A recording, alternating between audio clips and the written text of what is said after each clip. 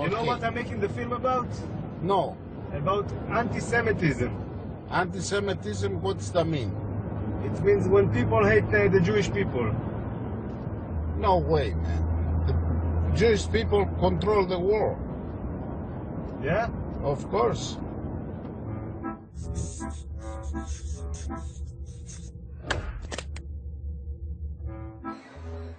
Being an Israeli Jew, I have never experienced anti-Semitism myself, but it's a phrase that always seems to be in the air.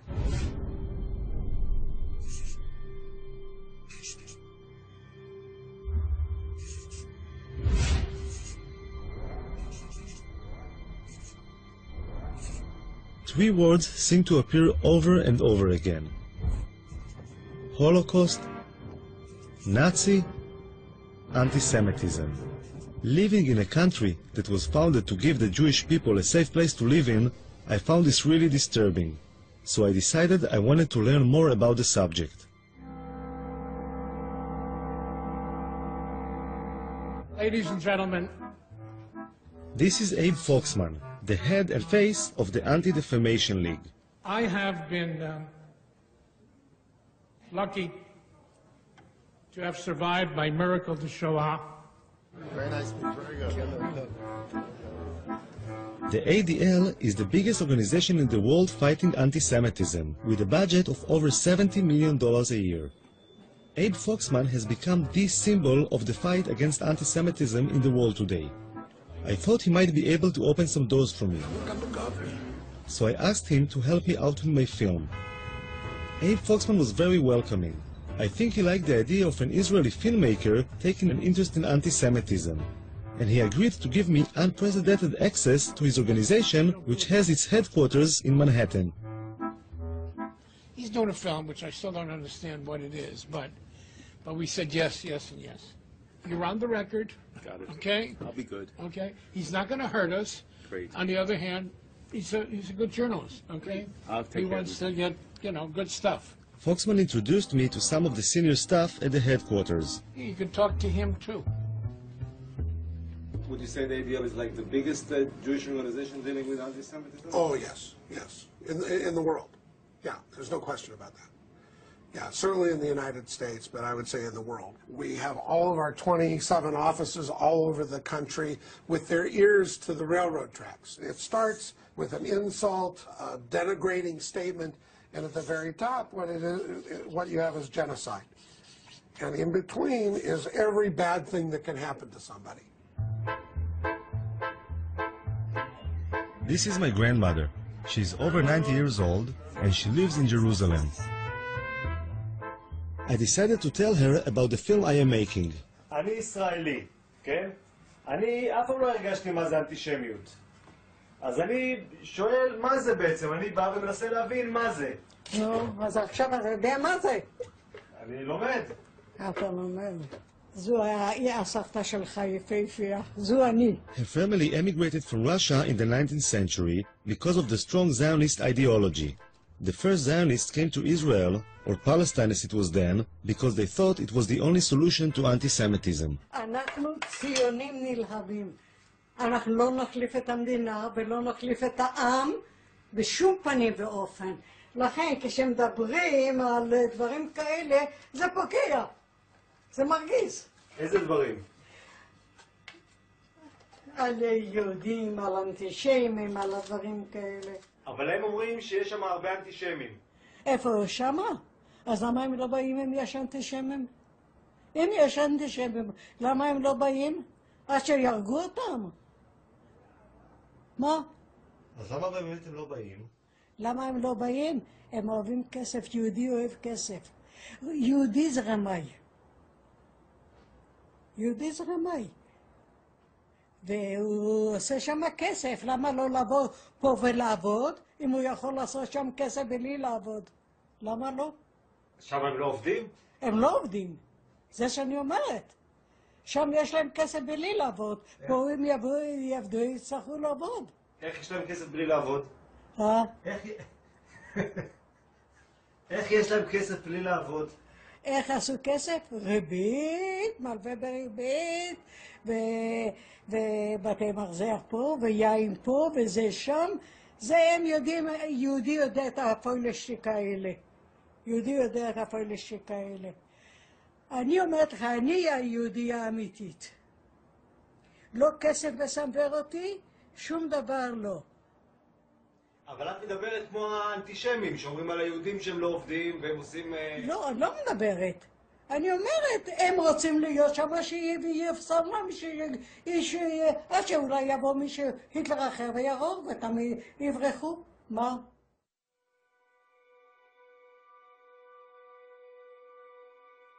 Tens of thousands of Israeli high school students fly to Poland each year to learn firsthand about the Holocaust, the worst genocide in human history, and the most terrible result of anti-Semitism. When I was in high school in the late 80s, there were less than 500 kids going on this trip in the whole country. Today, there are more than 30,000.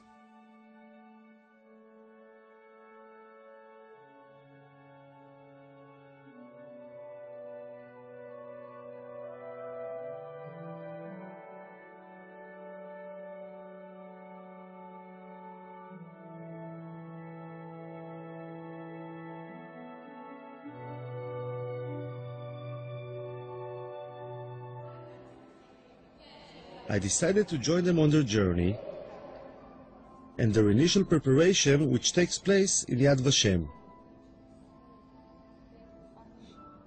יש כאלה תאים של השריפה, זה למעלה זה שמכניסים את הגופה והלמטה זה החומרי בעירה. יצא להם גז מלחץ, יצא גז ציקלון B. פה אנחנו רואים כבר את הגופות. אותה שהם יצאו, הוציאו להם את השיני זהב מהשיניים. ורוב מי שעשה את זה היו יהודים ששמו אותם בתוך המשרפות, את הגופות. כל אחד יגיד מה החיבור האישי שלו למסע, למה הוא רוצה לנסוע לפולין. אני דור שלישי לניצולי שואה, ומהרגע הראשון שסבתא שלי סיפרה לי על סיפורים על השואה, ראיתי את המבט שלה, מבט שלא נסלח ולא נשכח. וראיתי מה היא מרגישה, אבל לא הרגשתי את זה גם. זה בעיקרון מה שאני רוצה להרגיש במסע, את התחושה של לא לסלוח ולא לשכוח. The kids are going through a longer preparation for the trip to Poland. The school counselor is in charge of their mental preparation. ותנסו באמת להבין את הקשר בין אז להיום. זאת אומרת, האנטישמיות זה דבר שלא נגמר. בעקבות השואה קמה מדינת ישראל, אבל האנטישמיות זה משהו שיש עד היום, וכל הזמן תקראו עיתונים, יש מקרים אנטישמיים לכל רחבי אירופה ובארצות נוספות. כך שאתם כיהודים, כדור העתיד, ככאלה שעובדים להתגייס לצבא, צריכים לפגוש גם את הצד הזה שלנו. מלבד זה יוצא איתכם גם מאבטחים, יוצאים איתכם מאבטחים. המאבטחים לא יאפשרו לכם ליצור שום קשר עם האוכלוסייה המקומית. תפגשו שם אנשים שלא אוהבים אותנו, תראו, לא אוהבים אותנו, תחשבו שאתם, סלי, גם היום, אני אומרת לכם שוב, גם היום לא אוהבים אותנו שם. זה כאילו האיכות שלנו, שאתה יודע שאף אחד לא סבל אותך, אבל אתה גאה בזה. כאילו מגדלים אותנו מגיל קטן על זה שאנחנו נדע שיש לנו שונאים. לא יודעת, על כל מיני דברים כאלה.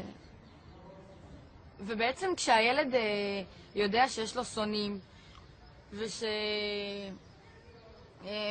כאילו מה שקרה בשואה לדורות הקודמים שלו, אז זה גורם לך איזה סוג של כעס לצד השני, כאב, כעס, אפילו שנאה.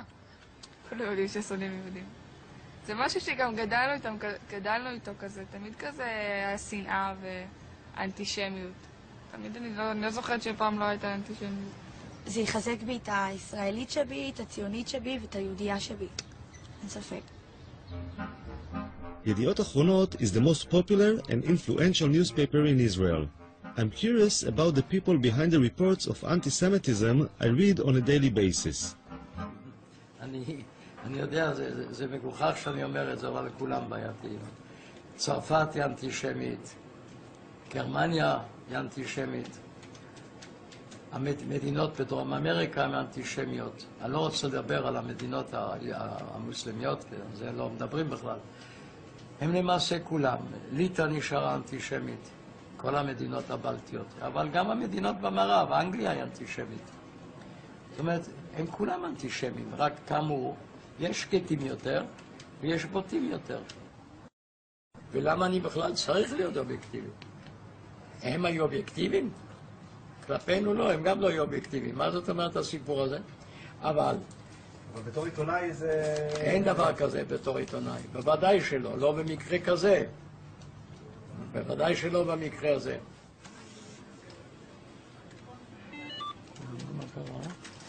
מה המספר?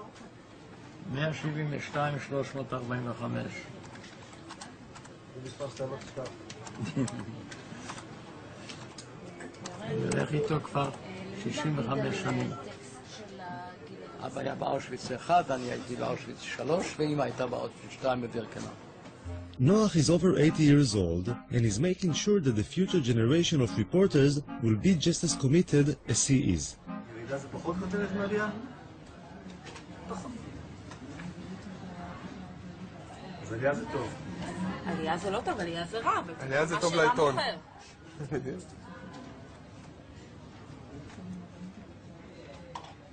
והנתון הזה מי ספק אותו? זה הגיע מסקר של הליגה נגד השמצה בארצות הברית.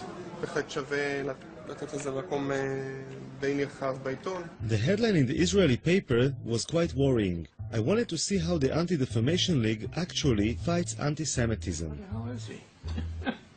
Where is everybody? Where's the secretary? They're coming in now. Thank you. They're going to come in. Thank you. Hello. Hello. Have a seat. And say hello. Introduce yourself. Joel Levy. Hello, Yoav. Yoav, very nice to meet you. Let me give you a card. Thank you. Okay. No? You don't have to button your... Why not? The working session. Okay, so it's working. So the reason I'm asked to sit with both of you is what looks like a spike in anti-Semitic and racist activities or manifestations. Now, New York seems to be at the center, or at least getting the attention. Where do you see it? How do you see it? Well, I've had a lot of meetings with the police department and last week with the mayor to talk about this. There is a wave. There's no question about it. I don't know if it's attached to the time of the year, maybe attached to the presidential election. I'm not quite sure why we're saying it here. Do you have enough resources to deal with all this stuff? No. We're flooded every day with these things all over the country. It's a very big problem. According to the ADL reports from the last couple of years, the average number of anti-Semitic incidents in the US is around 1,500 a year. I'm hoping Joel Levy can help me find a case I'll be able to follow. What not to do is to follow a case. I understand, yeah. You know, every film is like a drive. And once we have like cases we can follow, so that would be great. We're going over the fresh data collected over the last couple of weeks to see if there's anything I will be able to film. We have received in the last week or so someone who employment case, someone who wasn't able to take days off for the holiday, someone who is a school teacher and wanted days off for Shavuot, someone who is a nursing student and had some issues with taking time off as well as with taking time off. We also got a phone call from someone who was complaining about a website that had anti-Semitic remarks on it.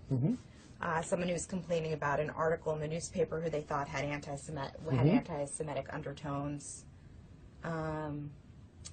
And that seems to be the roundup. And that's what we've had in the last 2 weeks. 2 weeks. Those are the kinds of incidents that we've had recently. 5 in 2 weeks. So there's no way to predict.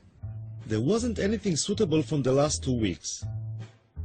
So Joel Levy tries to help me to find a case. What we're looking for is an incident that they might be able, and they will do all the contact work, but an incident they might be able to follow, to actually see something that has happened, to go to the site, to talk to people there, to show what has happened, the impact on them, how we interact with all of that, and so on.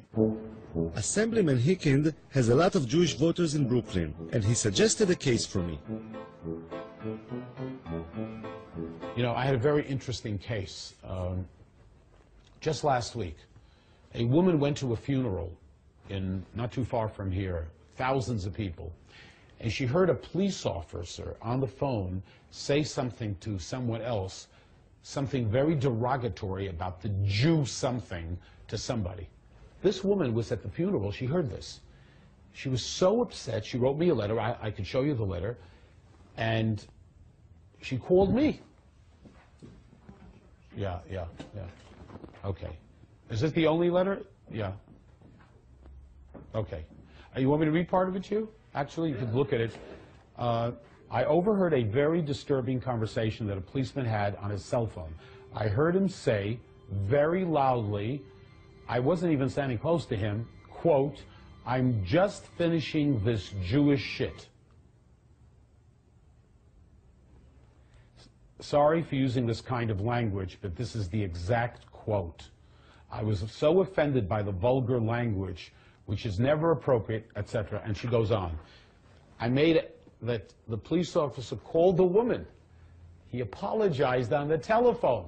Hicken thought it was a good case, but the police wouldn't let the officer go on camera, and the Jewish woman seemed to be satisfied that the policeman had apologized. I realized that it might take some time to find a suitable case to film, and the kids had just finished their preparations, so I had to join them and fly to Poland.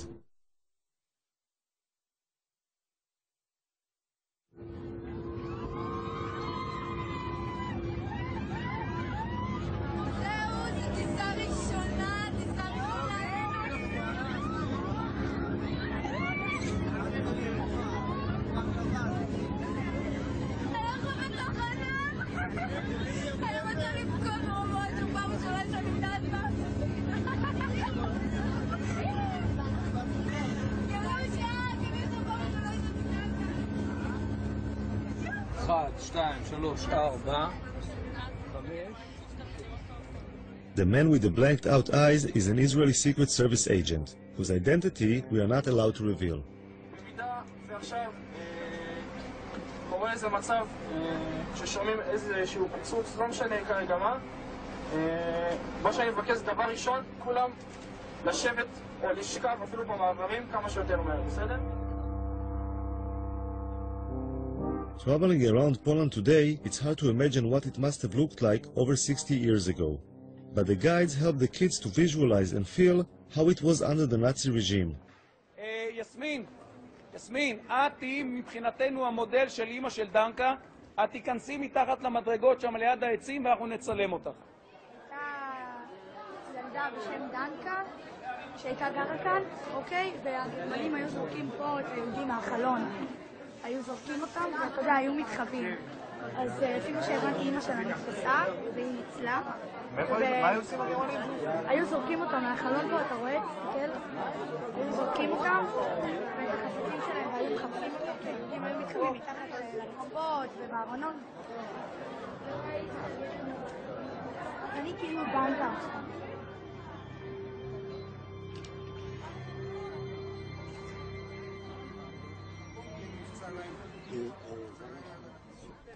בגטו לובלין.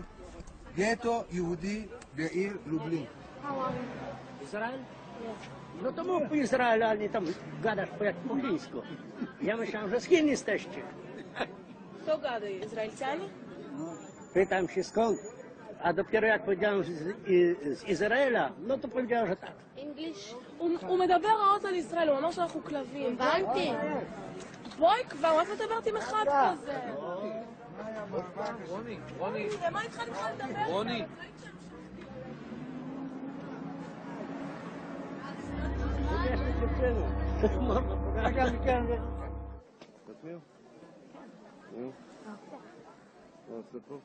שומר עלינו מהאנטישמיות, כאילו שומר, שלא יבואו מתנגשים או כאילו יעשו לנו משהו בלי ש... את חושבת שזה יכול לקרות? כן, זה יכול. הרגע, היום בבוקר היינו 3 אנשים מבוגרים יחסית, שרק שמעו שאנחנו מישראל ודפקו לי פרצופים ואמרו שאנחנו קופים וחמורים ועוד שנייה כאילו היה מכות שם. הם לא אמרו שום דבר כזה. לא? לא? הם כן. לא?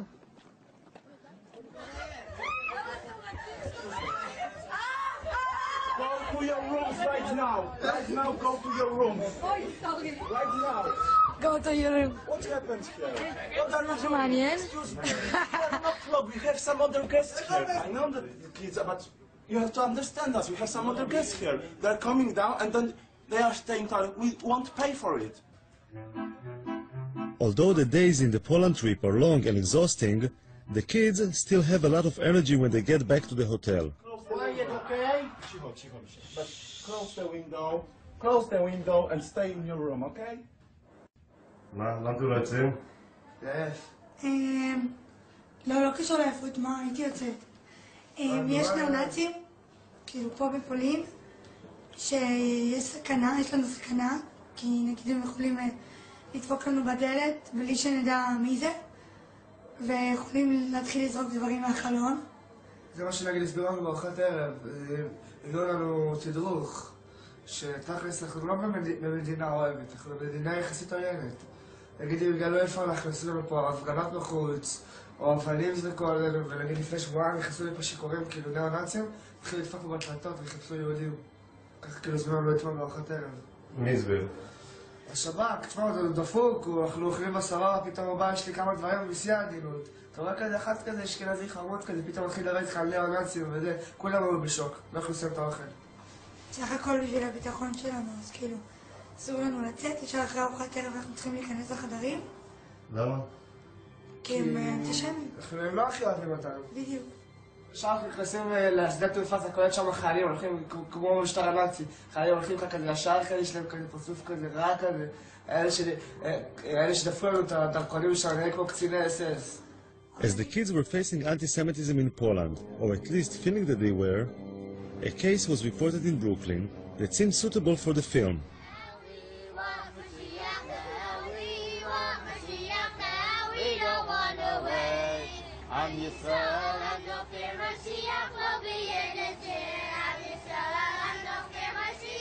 According to the report, a Lubavitcher yeshiva school bus, full of young children, had been pelted with stones as it was making its rounds dropping off children. One of the stones had crashed through a window where one of the children was sleeping and landed in the aisle between the seats. A second stone broke a window and barely missed two other children. Two mothers witnessed the incident and gave descriptions of a group of black youths between the ages of 10 and 12. So were you scared? Were you scared? I was worried for the kids. I was worried for the kids more than for me. What, all of a sudden you heard like a big noise? How was it? Big noise in two windows. Look. From where? The back? In the middle, on the side. And the kids started to shout or what? No, they were quiet. They were sleeping. The 3-year-old, they're sleeping in the bus. Was going back from school. Crazy, huh?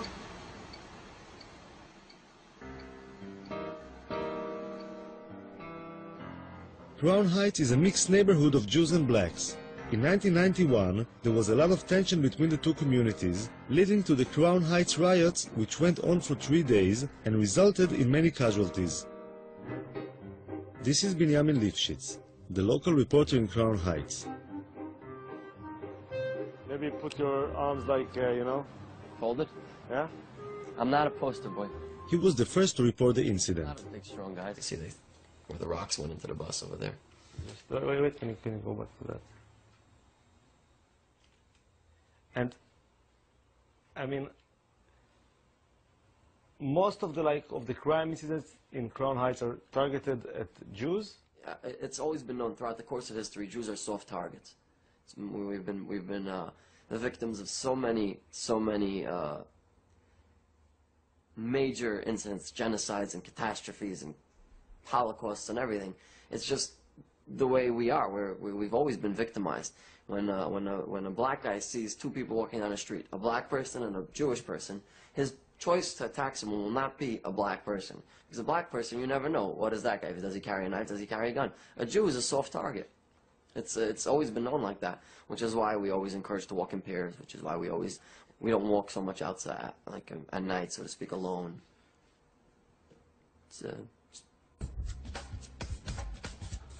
I thought I should speak with some of the blacks in the neighborhood to see what they feel about anti-Semitism. I mean, like, today we interviewed this guy, and he told us it was going to be like a Jewish guy and a black guy walking in the street, and, you know, somebody wants to rob, they would go for the Jewish guy because, like, he's an easier target. Actually, no, he's wrong. They would actually go for the black guy because you go for a Jewish guy, you get more time. Like the lawyers, the judges will actually give us more time if we rob someone of another race. They're going to classify it as a hate crime. Blacks rob each other because you get less time. So it's like a practical thing, right? Yeah, it's a lot of wisdom behind it. Honestly speaking, like, if you wanted to rob a Jewish person, like, why would you rob a Jewish person? Like, if you don't never see them with nothing that would make you want to rob them, like. Yeah, especially them up there. They basic, simple. They don't have nothing. And most people like, how could you target out a Jew person, like, when all of them dress the same? Like, everybody dress the same. They all look the same, so. And I was around here 35 years. I have never seen a Jewish person get robbed in this neighborhood. Never. But there are kind of incidents between blacks and Jews, right? There are some issues. Well, it ain't really issues. It's like favoritism. They get treated better. Yeah, like, the police will treat them better. Yes, they do. If I'm arguing with a Jew, the cops going to come to me. They're not going to bother them. They're going to think I'm the aggressor. They're not going to think they're the aggressor because they already have like a perception that Jews are more holier than black people. Let me tell you something, another thing, you know. They are supposed to be the chosen ones, but they be in a welfare office, in a Section 8 office. They're the first one to get any kind of bargain deal on anything. They're the first ones to get any kind of discount, or they know the system very well, okay? A lot of times they have all this money coming in the household, but somehow they always figure out a way to manage getting Section 8 or public assistance. Whatever services is available, trust me, the Jewish people are the first ones to find out about it. They're the first ones to utilize it. Actually, they're part of the mind control system that they use through television and the media.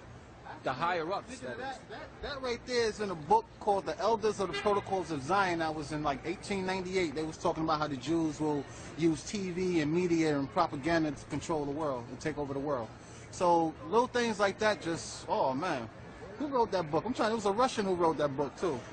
Whoever's watching this, Elders of the Protocol of Zion, read it. It gives you an idea of the blueprint to take over the world. It is. It's implementing it right now. It's actually, when you read it, they say it's false. But when you read it, you see everything coming to light. The Protocols of the Elders of Zion describes how a group of old Jews sit around the table plotting conspiracies to take over the world. But that's considered to be like a really anti-Semitic book, you know. It is anti-Semitic to a certain. It's really not anti-Semitic. It's not anti-Semitic. It's like people keep saying things and they really don't know what they're talking about. If somebody's telling the truth, if somebody's telling the truth about something, why does it have to be anti-Semitic? Because it's not in the Jewish people's favor. It's not anti-Semitic. It's just somebody being honest. Facts is what it is. Bottom line. No, but just to put things straight, like this book, the books of the elderly of Zion. That was actually, they said it was written by a Jew, actually. So it's really not anti-Semitic. But this book was like kind of a fraud, you know? Yeah, they say it's a fraud.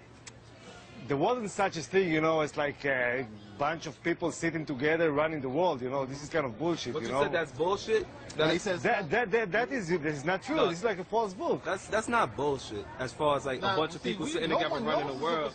The United Nations is a bunch of people sitting together running the world. So how could you say that's bullshit? No, it's different, you know, because. All right, so exactly, there's no difference. You said some like pretty hard stuff about like, you know, Jewish people and stuff like that. See, no. You gotta listen to what let me finish. I mean, like, so maybe when they like see you guys on the streets and they feel like afraid or they feel tension, there is something, you know, like. That goes to what I was telling you before. They don't know us. They never took time to get to know us. She was telling you that they separate themselves from us. They don't want to know us. So when you don't want to get to know someone, you will never. Speaking, you're trying to manipulate the conversation. No, I'm just asking. No, because we told you we have no problem with them. Hold on. First of all, why wouldn't we be afraid of them also? There's a misunderstanding and there's a lack of communication. How do we know that we're safe amongst them? I mean, Talking with them made me realize that living in a mixed community can create a lot of tension that can be easily inflamed. I went to talk about the situation with Rabbi Hecht, one of the leaders of the Jewish community and Commissioner for Human Rights. Even the attack on the school bus. Not every time when somebody calls somebody with a name that you're a Jewish so-and-so or you're a black so-and-so, does that mean that I am a racist in heart or as an anti-Semite in heart, or that I'm doing it only because of anti-Semitism. If 5 crimes happen, 5 blacks against 5 Jews, it has to be anti-Semitism. Why? Listen, even if the reason why I hit that Jewish kid is because I knew that he's not going to fight back, or the white woman in this neighborhood who's a Jewish woman, I stole her pocketbook because I know it's going to be easy prey. That's not called anti-Semitism.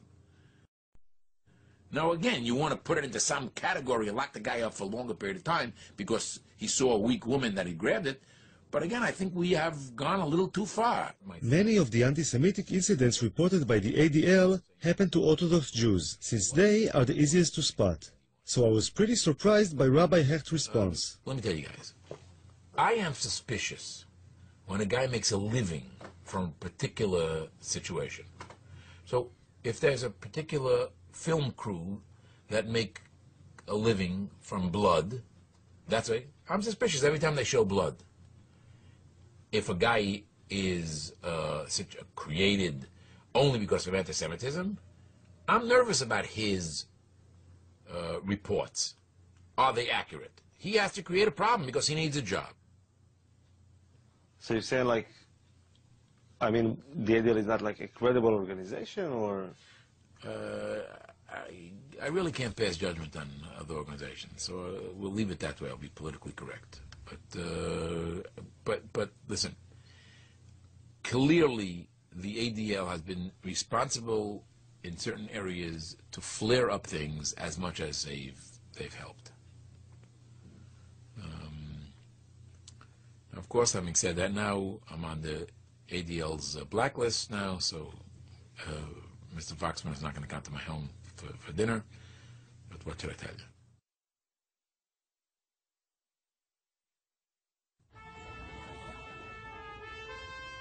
An important part of the ADL's work are the international missions, and Foxman decided to allow me to join him. Every year, a few ADL board members and contributors get to join Foxman as he travels to various countries, meeting heads of state, politicians, and other influential people who can help in the fight against anti-Semitism.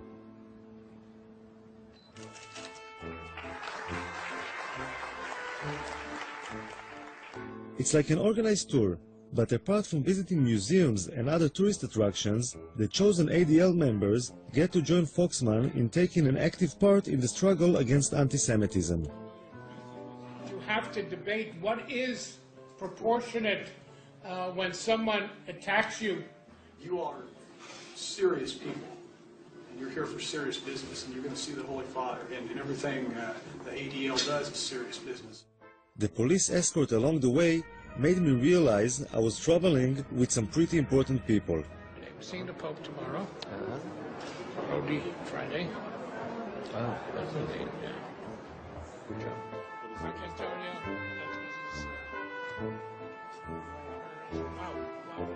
Beautiful. How gorgeous. I'm curious about how Mr. Foxman gets to meet all these important people.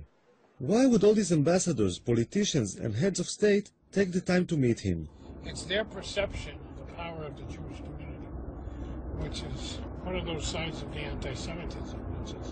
It's a very thin line, you know. They believe we are more powerful than we are. I've always said Jews are not as powerful as the Jews think we are, nor as powerful as our enemies think we are. Somewhere in between.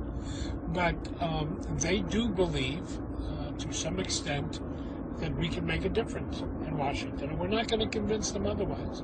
So how do you fight this sinister, conspiratorial view of Jews without using it?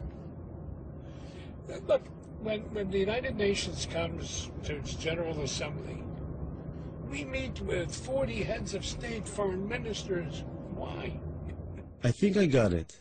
It's like a poker game in which Foxman bluffs the other side into thinking the Jews have more influence and power in Washington than they really have. The downside is that the idea of Jews being so powerful can result in envy, even hate. Foxman has a very close relationship with the Israeli government. All right. Oh, yeah. A couple of times. Israel relies on Foxman when it comes to issues of anti-Semitism. And being the Jewish state, anti-Semitism is always on the agenda.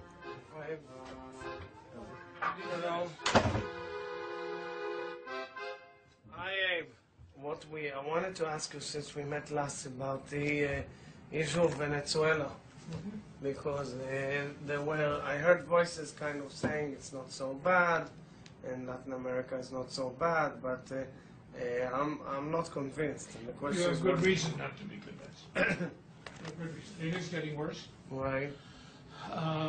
And little by little, as long as oil money works. I'm told that by our experts, it's the only, except for Iran, it's the only government-propagated anti-Semitism today around the world. It's a Formally, right. This is First quite scary. within the country and then outside. So are you pressing in any way? We've talked to Jesse Jackson, who has a relationship, but it's not for camera, but there are other plans. We'll talk about it in a minute. So we have a very beautiful here. The first example of what Foxman is talking about was a meeting with a special advisor to the Ukrainian President Yushchenko. The Ukrainian government would like to distance itself from the embrace of the Russians and strengthen its ties with the West, most especially the United States.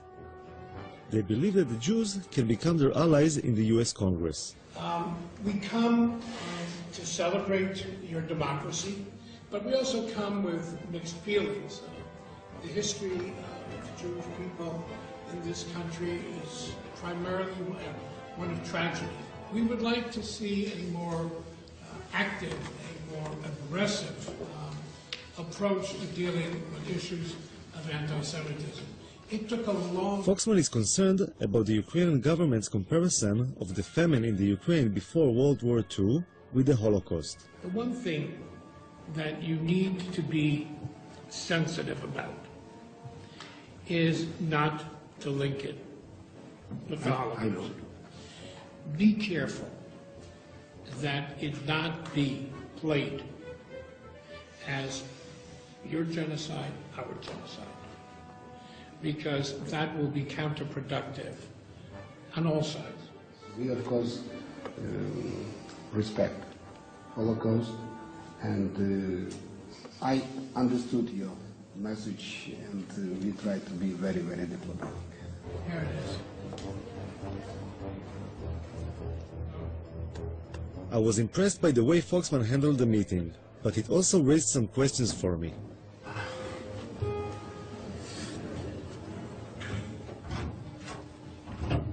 She was kind of pushing him a little bit, huh? He was kind of what? Pushing him.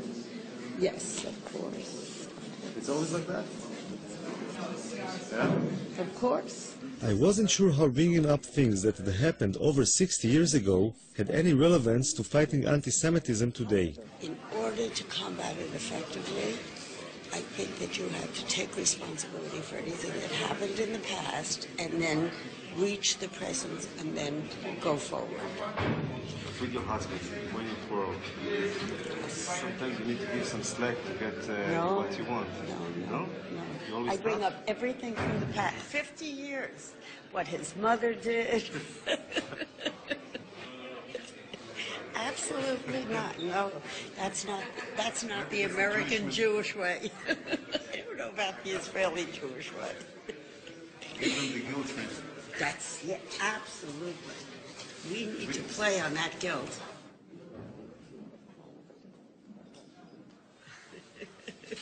I asked when you having a quarrel, whether she give you some slack sometimes to, to make up, but she said no. I'm always wrong, and she's always right. But wait a minute, do I ever forget anything in the past? Never. Suzanne will tell me 20 years ago what I did wrong. If we have an argument now, but 20 years you did this. I said, but Suzanne, it was 20 years. Wait a minute, but do you know why? Because he has not stood up and taken responsibility for that behavior. The guilt trip she's giving you, does it help? No. So maybe the guilt trip we're giving them is not the right solution. Maybe we should give them some slack and say, okay, let's be friends. Not forget the past, but kind of be a little bit more, moderate. Yeah. you know, something we happen to, I happen to agree. The guilt of the father should not be visited on the guilt on the sons. And it's true, of course it's true. I agree with you. It's true, you have to. You cannot let it go down, but you can't keep playing on it as heavily as some people do. It's got to be moderate. But the ADL is like one of the people who plays quite heavily. No, we're moderate. No, ADL plays heavily. There is not a speech. I'm feeling it. There is not a speech. I'm not talking to him. I'm not talking to him. What is he? What are you, the Mossad or something?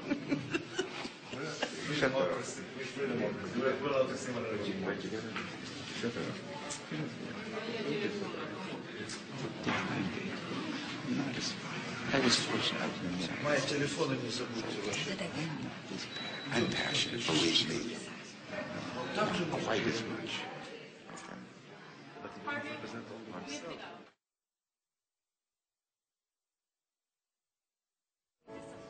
I could understand Abe's sensitivity to the Holocaust being a survivor,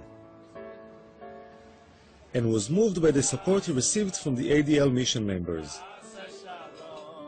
But the film I wanted to make is about anti-Semitism today, and I decided to explore on my own an incident I had read about in the papers. In Moscow, a man with a knife had entered the synagogue and had started stabbing people. The incident was recorded on the security cameras.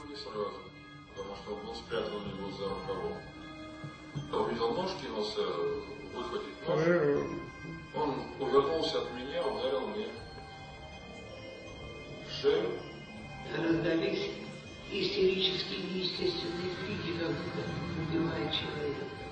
Мы все бросили монету и выбежали в дом.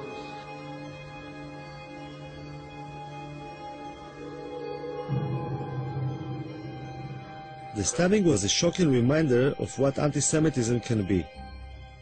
I thought I should speak with the members of the synagogue to see how they felt about their own safety. В Израиле мы все время слышим, что есть очень сильный антисемитизм. Где? Здесь? Неправда. Что неправда? Этого Что нету. Ну нету.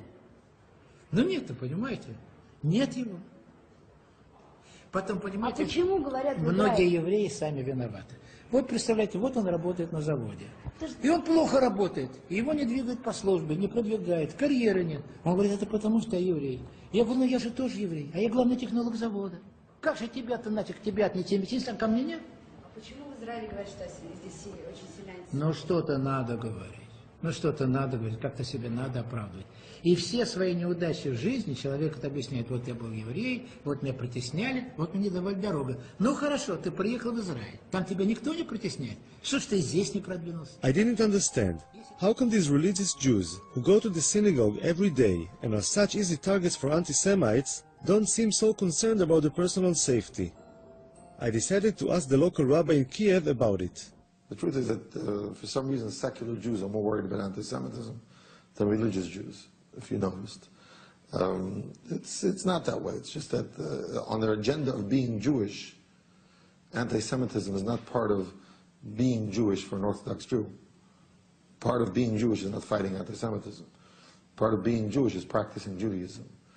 There's no mitzvah in the Torah when you practice Judaism to fight anti-Semitism. At the same time, fighting anti-Semitism is something that's important for the Jewish people, for Jewish communities throughout the world. And very often, people that are not practicing, like you say, that's where they find their thing. So they'll, express their Jewish identity in a way that they'll be fighting anti-Semitism and thereby helping the community, in its fight for anti-Semitism. The rabbi said that it is actually an issue of identity. I wanted to know if Suzanne and Harvey Prince would agree with this theory. Yeah, I mean, you can't film this because, I do think that the ADL helps to reinforce our Jewish identity because we're not Orthodox and we don't have a religious Jewish life. The ADL provides a forum to be Jewish. I mean, it certainly is 99.9% Jewish, and it gives us an opportunity to explore being Jewish, to look at Jewish issues, and it does reinforce our Jewish identity.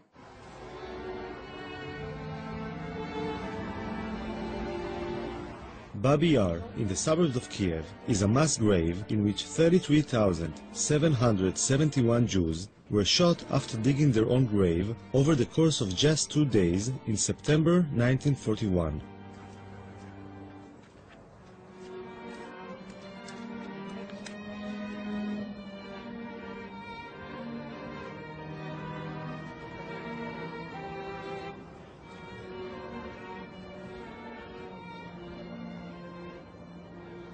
I think the worst thing for me, standing here, is that it could happen today. I agree. I can see people being marched out of Kiev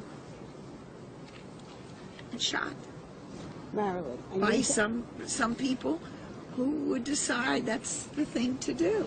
That's right. Maybe they do it to gays. Maybe they do it to... That's why we have to support Israel. whatever. Israel's our insurance policy. If it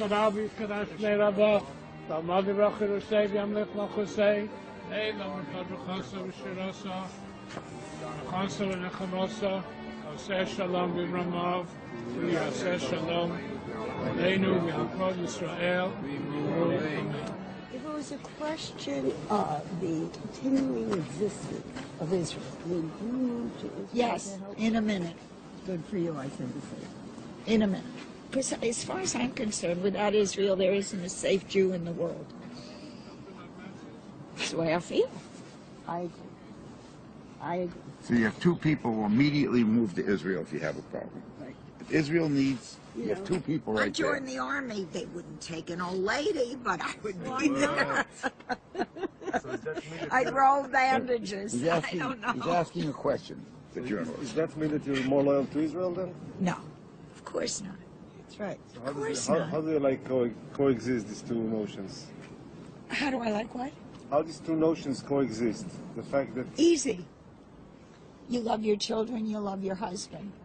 You love your friends equally. You love your children more than you love your husband? Of course not. Sometimes. But you might die for your children before you would die for your husband. It's like the question then. You If might. you were in a life Israel is the road, husband or the kids? I'm sorry? Israel is the husband or the kids? The kids. The kids. The kids. Yeah, the kids. Israel's not a love for child Israel anymore. is love for a child. It's a love for a child that different than a love for a husband. There's nothing like really a love for a child. it's a much more protective. Right. No, it's a much more...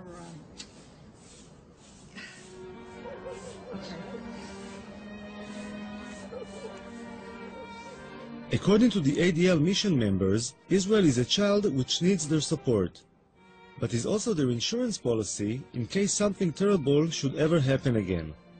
But at this particular moment, this insurance policy was busy being a teenager making its way to Maidane concentration camp near Lublin.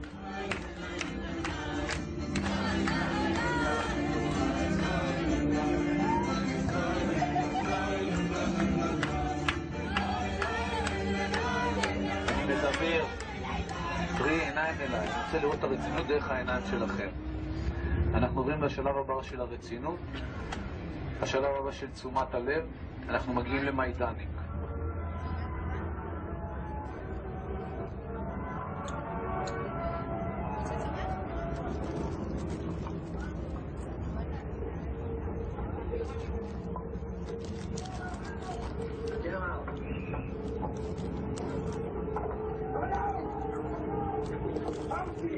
המסע האמיתי מתחיל עכשיו, עכשיו הולכים לראות את כל הדברים המוחשים. עד עכשיו רק ראינו כאילו, אתה יודע, בית כנסת ודברים כאלה, עכשיו הולכים לראות ממש איך השמידו אותם, את המשרפות, הכל. זה קשה. והייתה שם מפקדת של הפלד, שקראו לה בריג'יטה צמאת אדם. בריג'יטה צמאת אדם הייתה הולכת, רוכבת על גבי סוס, באזור המקסים הזה של לובלין, עם שוט ברזל שמחובר אליו כל מיני ברזלים כאילו כמו שאתם רואים לפעמים בסרטים של המלחמות. ופשוט עוברת על גבי הסירים ומכה אותם. סתם ככה? סתם ככה. אוקיי? בריז'יט עצמיית אדם שהייתה מפקדת זה.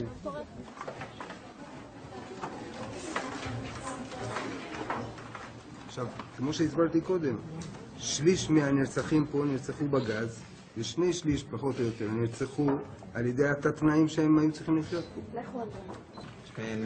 איזה קצין לסגור את הדלת?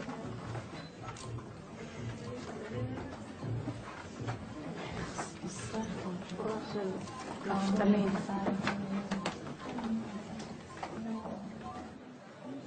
מה אתם מדברות? מאוכזבות. לעצמנו. למה? הוא קצת קשה להקל.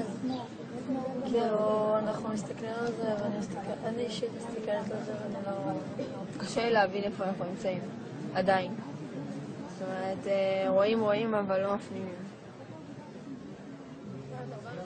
מאכזב, אתה חושב כאילו, מה, אתה פה עושה את הטעות, אתה מתחיל להרגיש אותו משהו. אתה מרגיש כאילו אתה מזלזל בדבר, זה ממש לא ככה. This was my first time in Majdanek as well, and I could relate to the way the kids felt. The horrors were almost impossible to digest. But the kids just couldn't accept the fact that they wouldn't become emotional after all the preparation they'd been through. אני חושבת שאם מוצאים מדריך למסע כזה, אז הוא אמור לדעת, לרגש ולדעת מה היה כאן. אני חושבת לא, אני לא מספיק בזה. אני לא מספיק ממצא את עצמי במסע. את לא צריכה, אבל את לא. אני רק ההתחלה, אוקיי. קחי את הזמן שלך, את לא צריכה להרגיש רע עם עצמך שאת לא מצטמרת כל הזמן. אני מרגישה רע עם עצמי שאני מרגישה שאני לא ממצא את עצמי. לא, אבל אז אני אומר עוד פעם, את חובה עכשיו להביא דברים, תני לעצמך את הזמן, זה מה שאני מבקש, לא יותר מזה.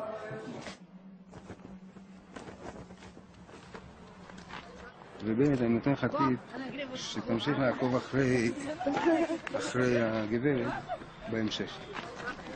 אוקיי? בסדר, תמשיך איתה. יאללה, גייז, עירוני א', אנחנו ממשיכים. ופה, ללא טקס קבורה וללא כבוד אחרון, נשרפו מושמדי פה בתנורים האלה, האפר שלהם שימש לדישון אחר כך לגרמנים. הם ניצלו את היהודי מהעבודה שהוא נכנס במחנה העבודה. It occurred to me that after seeing the almost incomprehensible horrors my people have suffered, other people's suffering might seem less significant somehow. I wondered if any of the kids felt this way too. יכול להיות זאת הבעיה שלנו. שיש לנו את הרף הגבוה הזה, ופתאום אנחנו רואים בחדשות שהרסו נגיד לערבי את הבית, שצה"ל פוצץ, אנחנו אומרים, לא נורא, לנו היה דברים יותר גרועים. אותנו לקחו ברכבות וגרמו ליהודים לראות ביהודים. זה כבר נראה לנו, יכול להיות שזה... אני דווקא חושב שאני אחרי... כי וואלה שאני סליחה. כי וואלה שאני רואה את זה בטלוויזיה, זה לא מפריע לי, כי אני כאילו אומרת, בסדר, לא נורא, הערבים האלה יש להם הרבה בית. Nofar was not the only one thinking about the Israeli-Palestinian conflict in relation to anti-Semitism.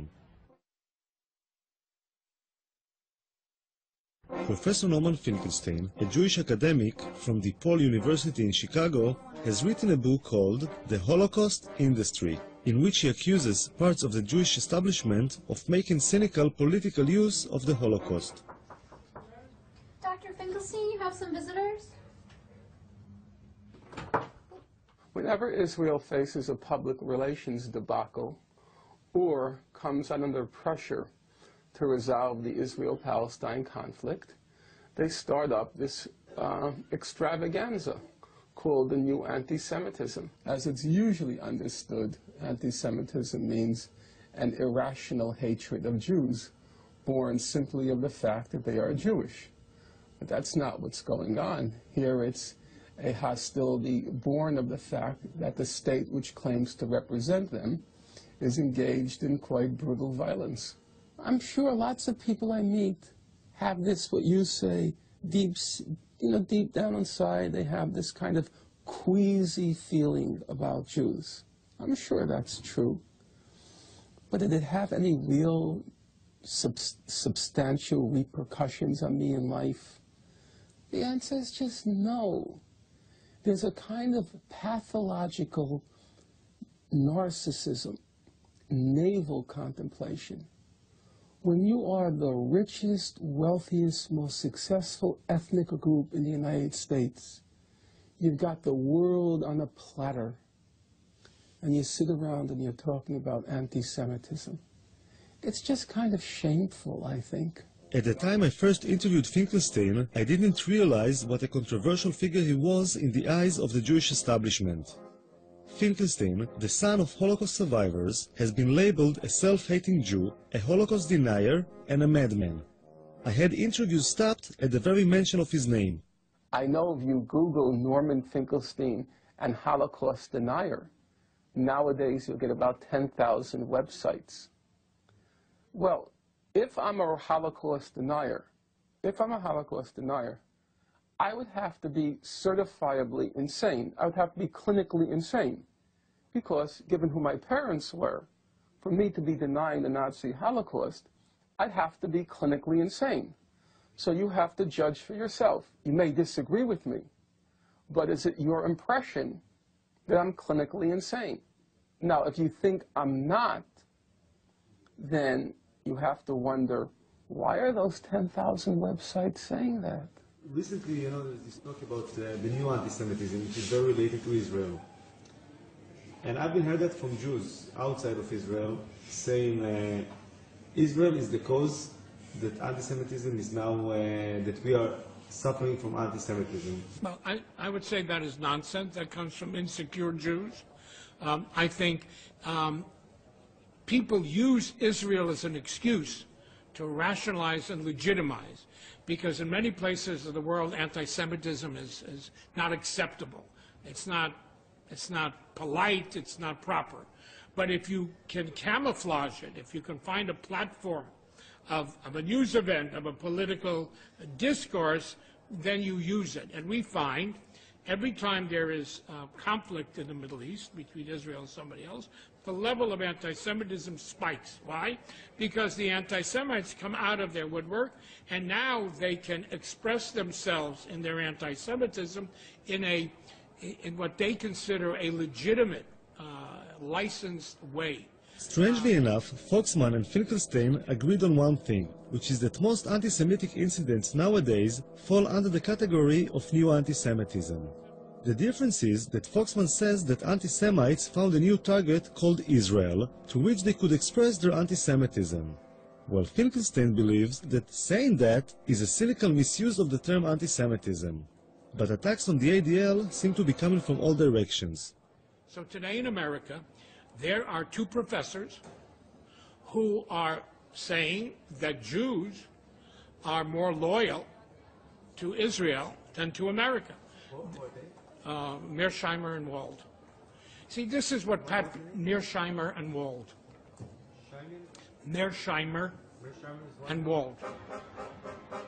Steve Wald and John Mearsheimer are two academics from the universities of Harvard and Chicago who wrote a book called The Israeli Lobby.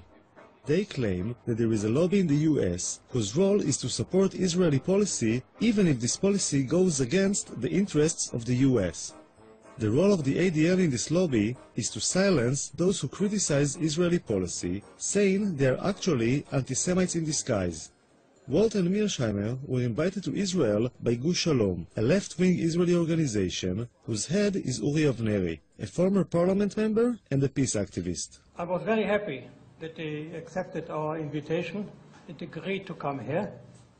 Actually, we were a little bit afraid in the beginning that there may be some difficulty to get them into Israel, especially after what happened to Professor Norman Finkelstein, who has been arrested and kept in prison, actually, and then deported. Steve and I have traveled all over the United States, and we've traveled all over Europe talking about the lobby.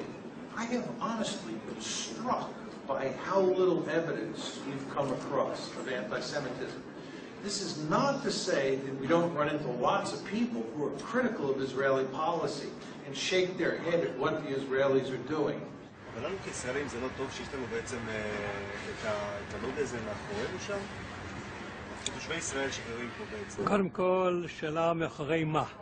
ומי זה אנחנו מקרה זה? הלובי הזה תומך בימין הישראלי, הוא מאולמרט ימינה,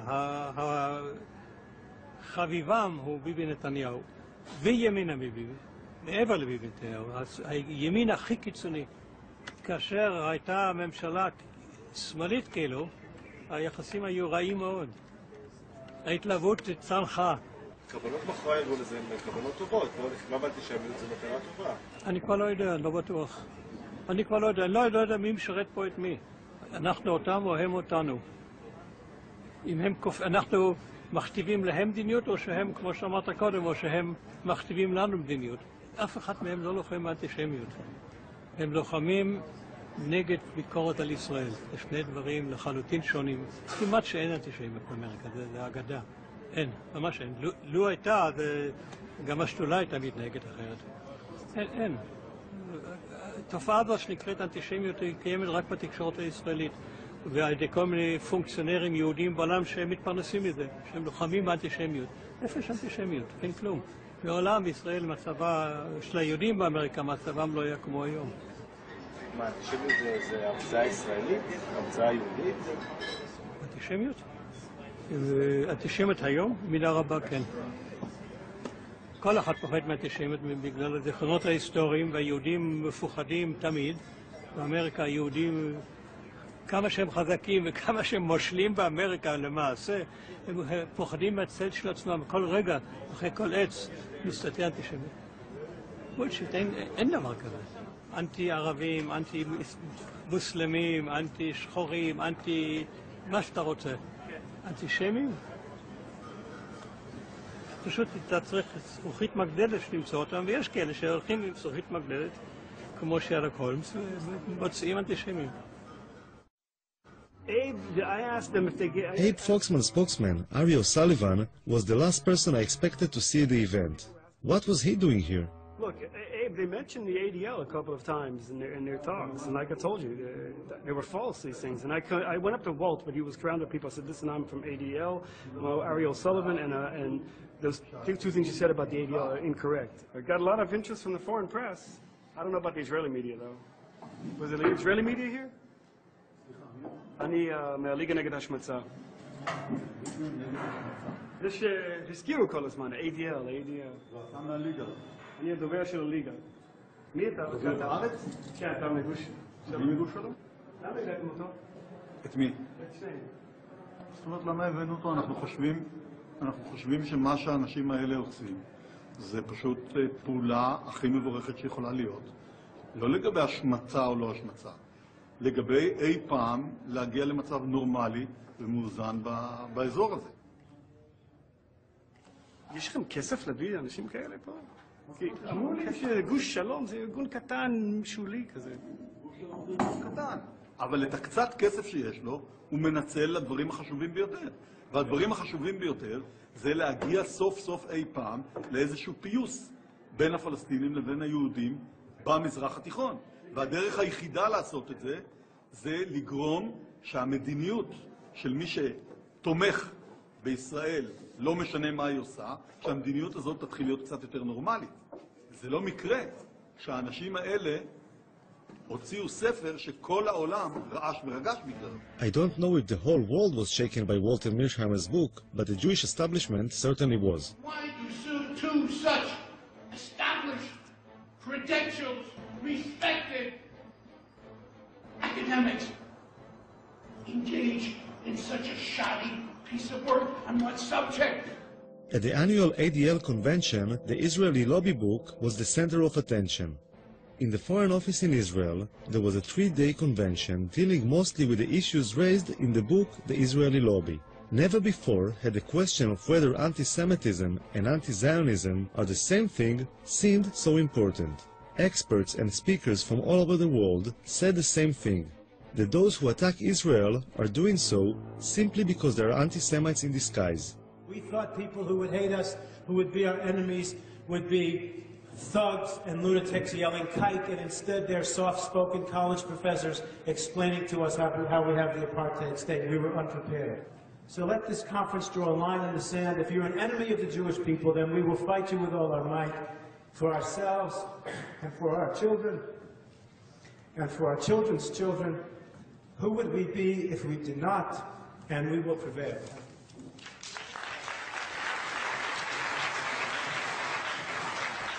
After 3 days, something happened which was more or less the equivalent of a bomb being thrown into the room. If you came down from space, you would think, having looked at this conference, that there was absolutely no problem in the West Bank or in Gaza.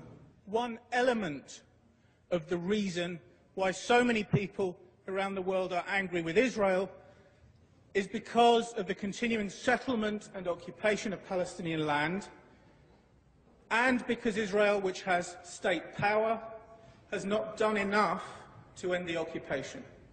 One of the reasons. Such an occupation cannot be sustained without racism, without violence, and without humiliation against the people who are occupied. Thank you. I don't get it. I just don't get it unless you were ironic.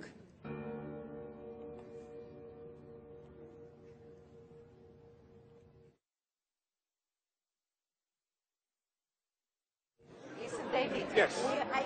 we appreciate your work. We invited you to speak. Yes. But what you did today was a kind of preaching about looking for human rights that we don't have. This is more or less what you said. There are problems with human rights in the we territory. don't say It's insinuative. What do you say? No, I choose to say something which has not yet been said by everybody. Just it's very for the simple. provocation? Not for the provocation, because Palestine was not mentioned It was in this mentioned conference. all Not over. once, maybe by Gil. It was mentioned It was mentioned yesterday as Palestine is the anti-nation. Palestine is the one unique nation which doesn't have the right to exist. It was mentioned. No, no one said that. Oh, Come on, no one said it. Don't go too Gerstenfeld far. said it. Palestine one is the said it. anti-nation. What do you think that means? And where do you think that terminology comes from, the anti-nation? What you were saying is that anti-Semitism and anti-Zionism are two different things. They are two different things. Sometimes they are the same thing. And it's kind of ironic, really, that I was seen by some people as a sort of wild-eyed radical, because where I come from, I'm denounced as a right-wing, neocon, Israeli-supporting, anti-Palestinian racist. What does it say about this conference then? Well, it says about this conference that there were some hard right-wingers there. There you go. Nobody in this conference was balanced, not one. I don't think so. Speaking with David Hirsch made me realize that it is very difficult to represent any other approach in the Jewish world. Those who try to say anything different are being silenced. And Dina has a go at me for not being balanced. You're hinted too much. You were not explicit enough. Should have modified what I meant. Hirsch was right. The occupation as a possible reason for justified criticism was not mentioned. Many Jewish people see anti-Semitism as a force of nature. It has always been there and will always be there. It will just take on different shapes and forms. I find this difficult to accept. This is a conference about people around the world blaming Jews as the worst human rights violators on the planet. And the people who support Israel are now under attack as supporting the colonialist apartheid state of Israel. This is a warrant for attack on Jewish people. It is internationally recognized that anti-Zionism is sometimes anti-Semitism. You know what? And who As an Israeli, can? This is the only thing that gives me hope, to differentiate these two. Why? Because otherwise there is no hope. Otherwise, this is a doomed. But this is closing your eyes. Doomed, You're right. Fatalistic But you're approach, closing your which eyes. leaves us no hope at all. No, but you see what he's doing? He's doing exactly he has the problem of the left. And here's the problem. Here's the problem. This analysis. This is just like the wife who's beaten by her husband, who goes to the psychiatrist and she says, it must be something I did, because if it's not something I did, then it's hopeless. Then he's a madman. Well, you need to find something you did to cause the hatred against you. But guess what? It's nothing that you did, and it's too bad. You are in chaos, and the world is dangerous, and Islamism, funded by the Saudis, is teaching gazillions of people around the world that you are evil before you came to Israel. So this is your problem. You're exactly right, and you don't want that to be true. Maybe they're right. Maybe I'm just naive. Maybe all those people who criticize Israel really are anti-Semites in disguise. I'm heading to Chicago to speak with John Mearsheimer, co-author of the Israeli Lobby. I hope to have the courage to ask him if he is really an anti-Semite in disguise.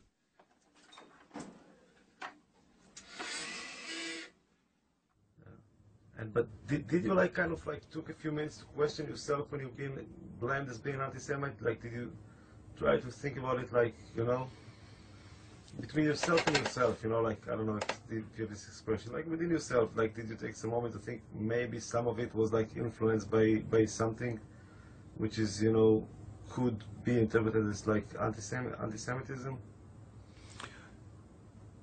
No, because I'm not anti-Semitic, and I never had any doubt that I wasn't anti-Semitic, and I just didn't see any need to do this. My arguments are not in any way, shape, or form hostile to Jews or hostile to the state of Israel. And in fact, Steve Walt and I go to great lengths in the books to make in the book and in the article to make the case that we think the lobby's policies are not in Israel's interest or in America's interest. And we believe that the policies that we're pushing and the arguments that we're making are better for Israel and better for the United States. Now, one can disagree with that, but those arguments that we're making are not anti-Semitic, and we're not anti-Semites. Of course, it's almost impossible to prove that you're not an anti-Semite, which is one reason that this charge is so effective. How does one say, I'm not anti-Semitic, and convince people who say you are?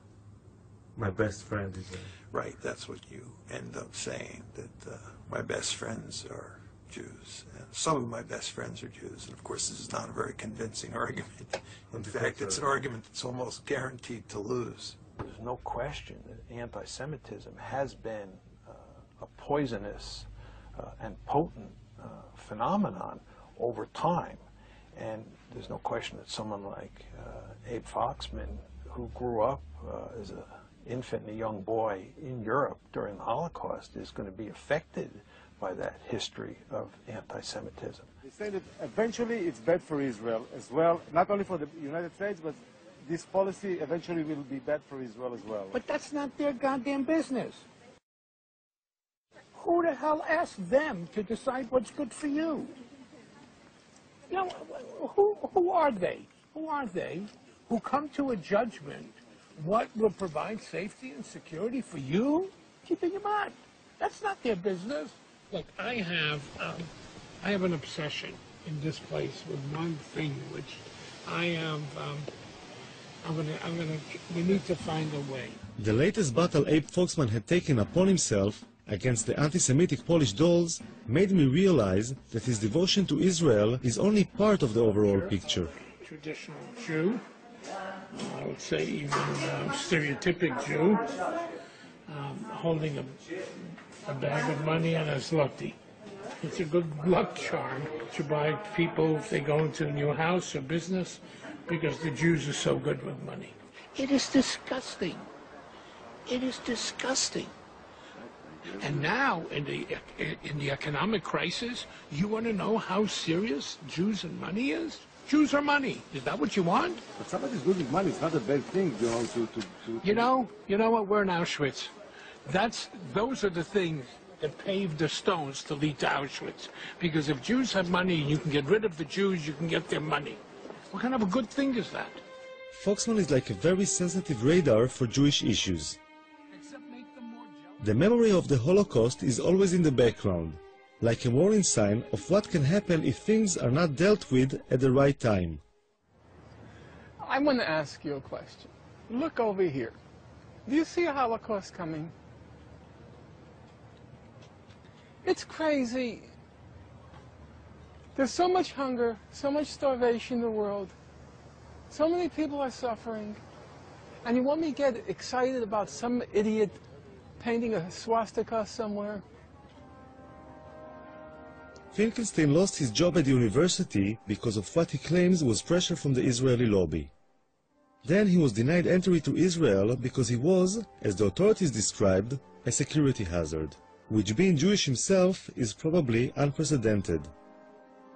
Finkelstein reminds me of the biblical prophets of doom, who were always being pelted with stones for saying things nobody wanted to hear. One of the major kind of claims I hear from people like the ADL or other Jewish people is that, like, how come always people picking up on Israel? How come there are so much injustice in other parts of the world and nobody speaks about what is the reason for that? I think people listen. I opened the radio. I hear non-stop about Sudan. I hear non-stop about Tibet. I hear non-stop about Darfur. I hear a lot. The only place I hear excuses made for is Israel. That's the place where I hear excuses. And we do have to remember, it is the oldest occupation in the world. I mean, 40 years really is enough. It's older than you. It's older than you, the occupation. Doesn't that kind of stun you?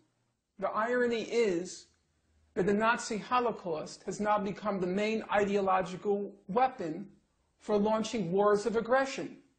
Every time you want to launch a war of aggression, drag in the Nazi Holocaust.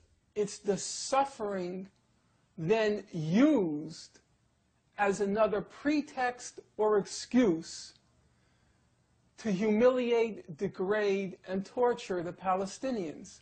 That's the problem. The suffering comes as a package. It then comes, here is the suffering, now we blow up your house. Here is the suffering, now we take your land. Here is the suffering, now we drop artillery shell or shoot artillery shells at your villages. It's a package deal with Israel and its American supporters.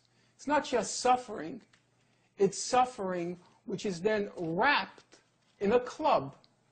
And the club is then used to break the skulls of the Palestinians. That's the problem. It's not being used to educate people. It's not being used to enlighten people. It's not being used to make people more moral. It can be. But it's not. I mean, it's not. That's the whole point. Of course it can be, but it isn't. It's the best thing that will ever happen to Israel if they get rid of these American Jews who are warmongers from Martha's Vineyard. And they're warmongers from the Hamptons. And they're warmongers from Beverly Hills. And they're warmongers from Miami. It's been a disaster for Israel. It's the best thing if they can ever get rid of this American Jewry. It's a curse. For Finkelstein, Foxman is the main enemy. You see? That's why you're not going to get people's attention for things like that. Some people laugh. You're comparing Foxman to Hitler. That's kind of... It's an insult to Hitler. Hitler at least didn't do it for money. Finkelstein took his own trauma as the son of Holocaust survivors to the opposite extreme.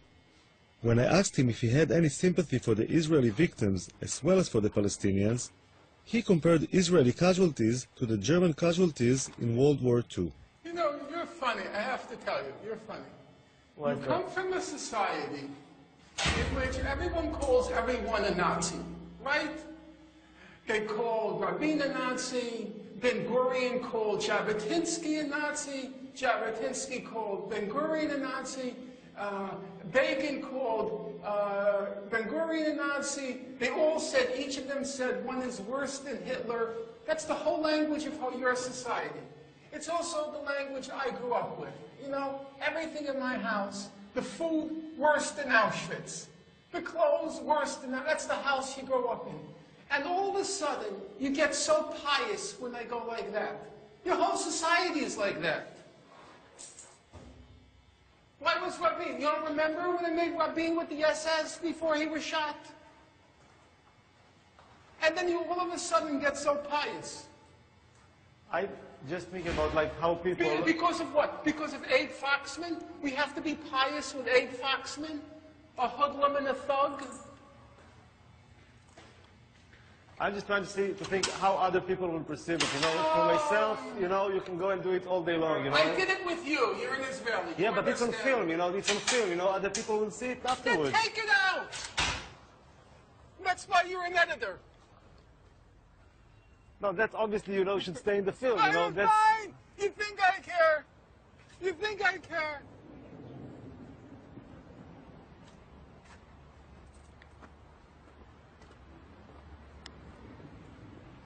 So you like the neighborhood?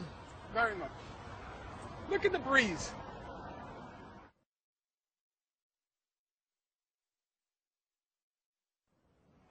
The last time I was with Foxman was in Auschwitz.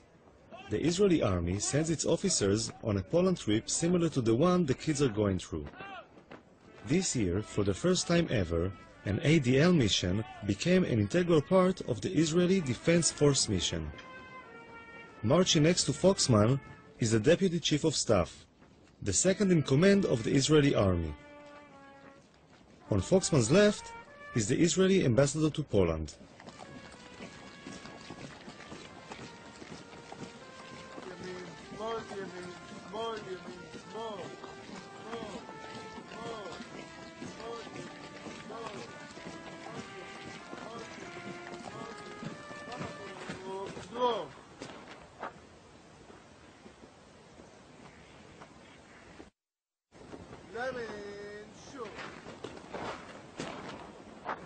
This is the biggest cemetery in the world.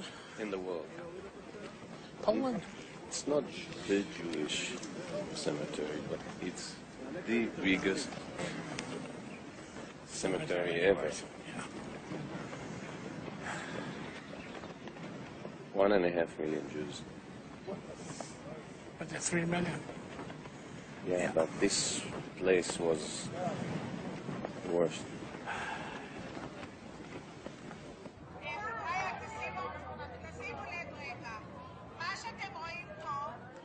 אנחנו חיים בתחושה שמוות מלווה אותנו כל הזמן.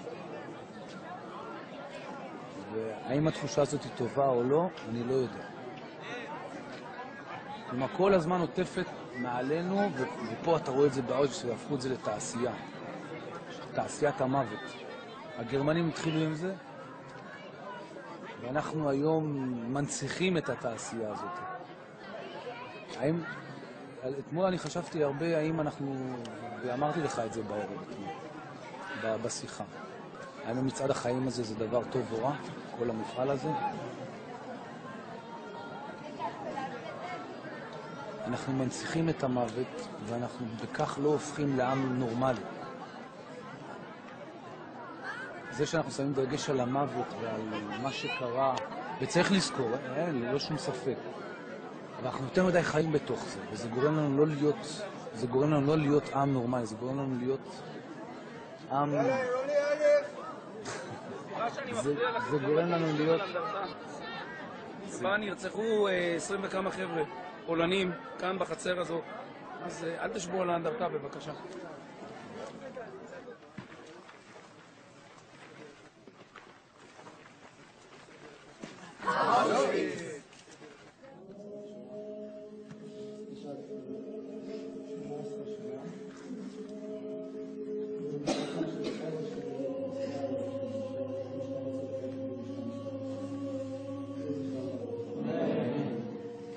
קסניה הירשפונט, שהילד שנת היא רצחה,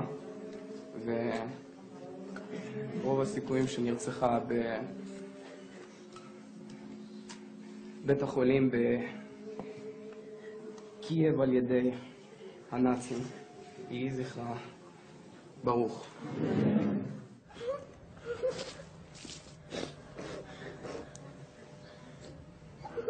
היו הרבה מזוודות, שעל כל מזוודה היה רשום שם.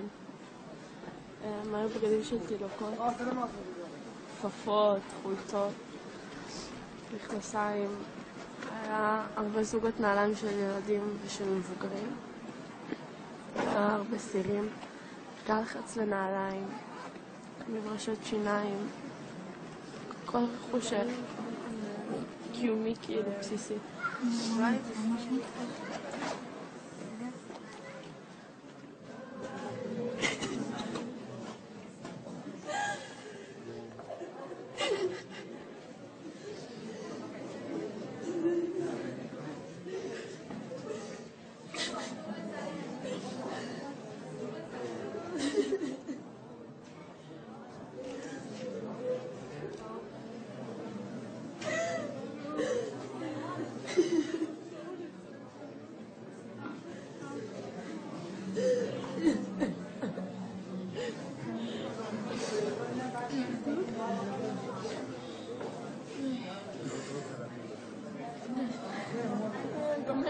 די, אבל מה היה לנו? זאת כלום. חיכיתי להיות מתמטיקית מאוד. עוד מעט חיכיתי להיות מתמטיקית.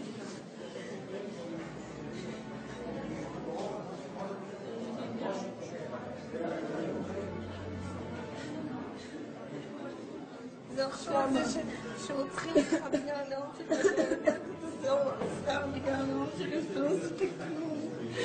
לא עשיתי כלום.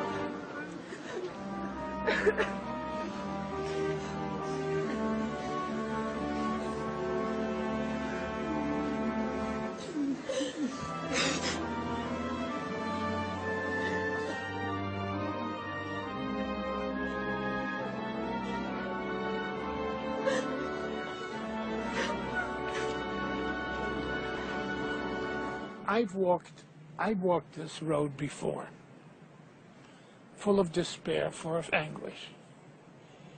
To walk and feel the strength behind you of 150 officers of all the levels of the Israeli army, I walked with pride.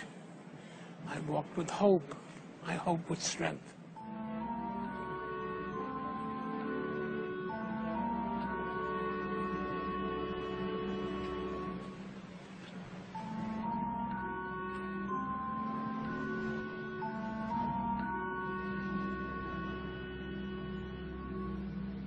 כאילו כשאתה רואה את זה אתה אומר לעצמך וואי בא לי לרצוח את כל מי שעולה לזה, אבל בעצם לא, כי אם אני אהיה יותר גזענית אז יהיה מישהו יותר גזעני ממני וזה לא ייגמר. אבל את מי בא לך לרצוח? את מי בא לי לרצוח? את כל אלה. מי זה אלה? הנאצים, הצוררים האלה. טוב, הם כבר, את יודעת, מתו. כן, אבל תאמין לי שיש להם דורות. אמנם לא כמוהם, אבל יש. My filming was coming to an end. As I looked at the sleeping kids, I thought that putting so much emphasis on the past, as horrific as it has been, is holding us back.